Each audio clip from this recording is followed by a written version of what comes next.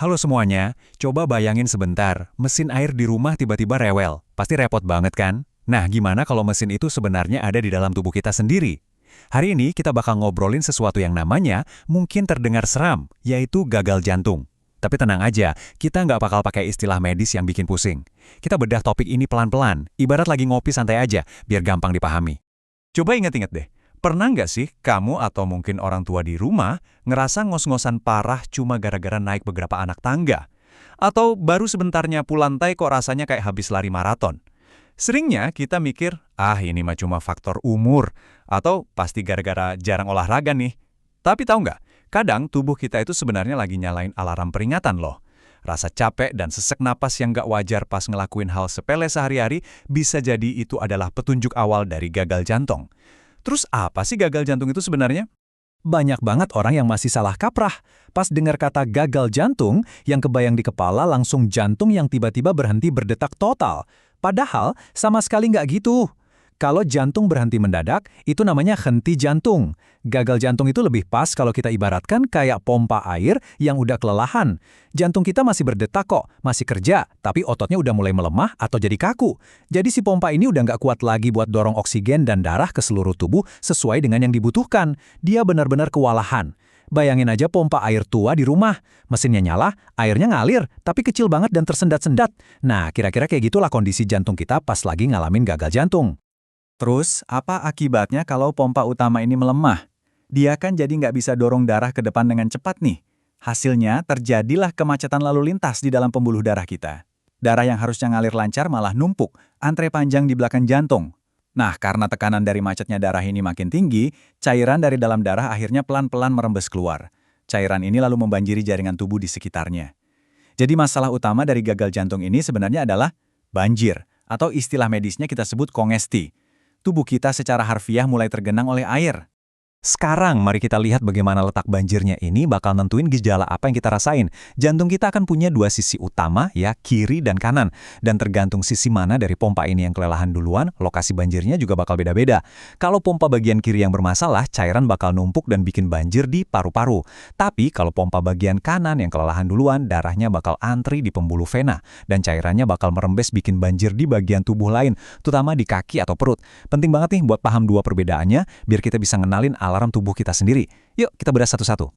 Kita mulai dari sisi kiri dulu ya. Pompa kiri ini tugasnya nerima darah bersih dari paru-paru, terus dipompa ke seluruh tubuh. Nah, kalau dia kelelahan, darahnya mundur dong, terus menggenangi paru-paru kita. Coba bayangin, paru-paru kerendam air, rasanya gimana? Pasti sesak napas banget. Ada satu fakta yang sangat menarik nih. Pasien itu sering ngerasa makin sesak justru pas mereka lagi rebahan atau tidur terlentang. Kenapa bisa gitu? Karena pas tiduran, gravitasi udah nggak nahan cairan di bawah lagi. Cairannya jadi nyebar ke seluruh paru-paru. Persis banget kayak air di dalam botol yang dibaringin. Makanya penderita tuh sering harus tidur pakai tumpukan bantal yang tinggi. Atau bahkan tiba-tiba kebangun tengah malam sambil ngos-ngosan nyari udara. Oh ya, batuk kering yang nggak sembuh-sembuh juga bisa jadi tanda kalau paru-paru lagi protes karena ada genangan air tadi. Nah, sekarang kita pindah ke pompa kanan. Tugasnya nerima darah kotor dari tubuh dan ngirim ke paru-paru.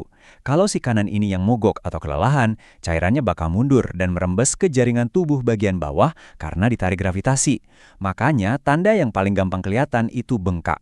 Coba deh perhatiin, pergelangan kaki, betis, atau telapak kaki tiba-tiba bengkak nggak? Atau kok tiba-tiba sepatu rasanya sempit banget tanpa alasan yang jelas? Cairan ini juga bisa numpuk di rongga perut loh, bikin perut terasa kembung dan penuh air. Kadang ini sering salah dikira cuma masuk angin biasa atau nambah lemak.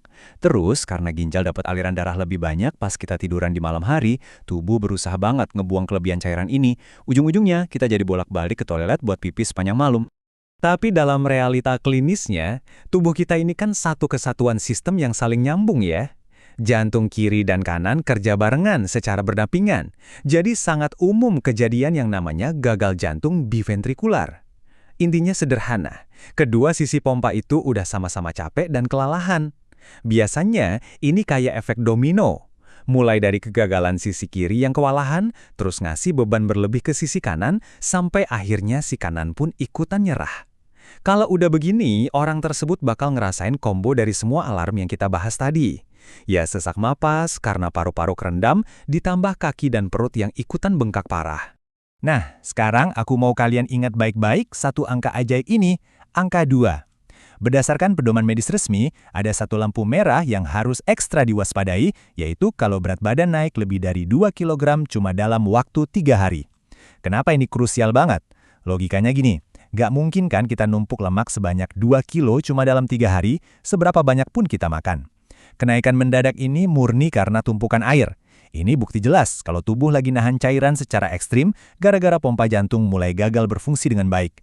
Ingat ya, kalau kamu atau keluarga ngalamin ini bukan waktunya mikirin diet, tapi ini waktunya segera hubungi dokter. Dan ngomong-ngomong soal menghubungi dokter, ada tanda bahaya yang benar-benar butuh tindakan gawat darurat.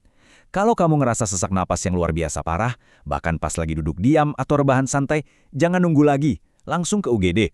Capek biasa itu bakal hilang kalau dipakai istirahat, tapi capek karena gagal jantung itu enggak. Waspada juga kalau sampai nggak sanggup lagi ngelakuin hal sepele kayak ngancingin baju atau makan sendiri tanpa dibantu. Apalagi kalau ditambah nyeri dada, detak jantung berdebar liar, atau sampai pingsan dan pusing luar biasa.